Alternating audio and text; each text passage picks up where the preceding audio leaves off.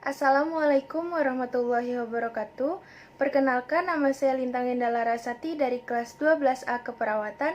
Di sini saya akan menjelaskan tentang penyakit campak. Menurut data Kementerian Kesehatan Republik Indonesia, terdapat lebih dari 1.500 kasus campak di Indonesia selama Januari hingga Juli 2017. Meski demikian, kasus campak telah menurun sejak dilakukan imunisasi massal. Hingga kini, imunisasi campak terus diperluas ke seluruh Indonesia, guna mencapai target Indonesia bebas campak pada tahun 2020 tahun ini. Yang pertama, saya akan membahas tentang pengertian dari campak. Campak adalah penyakit menular yang ditandai dengan munculnya ruam kemerahan di seluruh tubuh akibat infeksi virus golongan Paramyxoris. Selanjutnya, penyebab dari campak.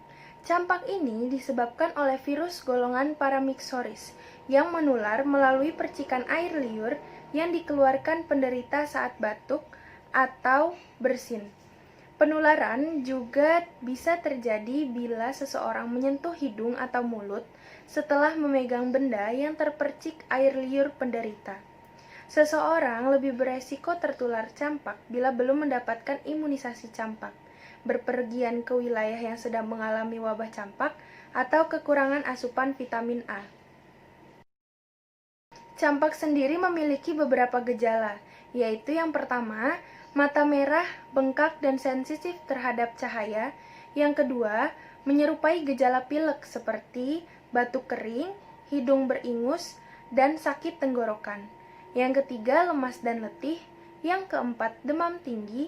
Yang kelima, tidak bersemangat dan kehilangan selera makan. Yang keenam, diare dan muntah.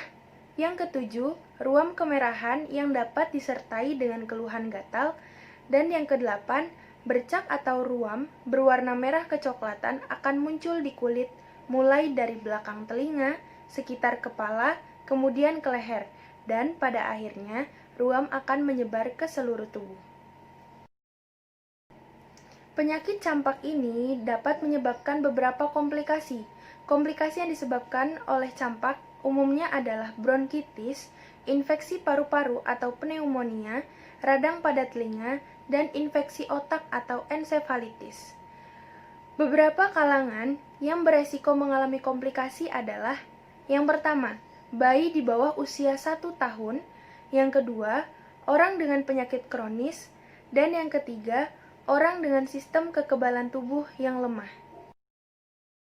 Kemudian, diagnosis yang dapat menentukan terjadinya penyakit campak yang pertama adalah diagnosis dapat ditentukan berdasarkan gambaran klinis, tanda dan gejala yang dialami oleh pasien. Yang kedua, ada pemeriksaan fisik, dan yang ketiga adalah pemeriksaan darah lengkap. Kemudian, ada pengobatan dari penyakit campak. Yang pertama adalah minum banyak air putih untuk mencegah terjadinya dehidrasi. Yang kedua, banyak istirahat dan hindari sinar matahari selama mata masih sensitif terhadap cahaya. Yang ketiga, pemberian obat sesuai gejala, misalnya obat antipiretik untuk keluhan demam, obat pereda batuk untuk keluhan batuk, obat pereda pilek untuk keluhan pilek dan hidung tersumbat, dan obat anti mual untuk keluhan mual, serta obat antibiotik untuk melawan bakteri di dalam tubuh. Dan yang keempat adalah pemberian suplementasi vitamin A, terutama pada pasien dengan defisiensi vitamin A. Campak juga dapat dicegah. Campak bisa dicegah dengan pemberian vaksin campak dan dilanjutkan dengan vaksin gabungan untuk campak, gondongan, dan rubella, yaitu vaksin MMR. Pemberian vaksinasi harus sesuai jadwal yang telah ditentukan oleh dokter. Selain imunisasi, penderita campak disarankan tetap di rumah sampai gejala mereda, guna mencegah penularan penyakit. Berikut adalah contoh gambar dari penyakit campak. Sekian yang dapat saya sampaikan, kurang lebihnya mohon maaf. Wassalamualaikum warahmatullahi wabarakatuh.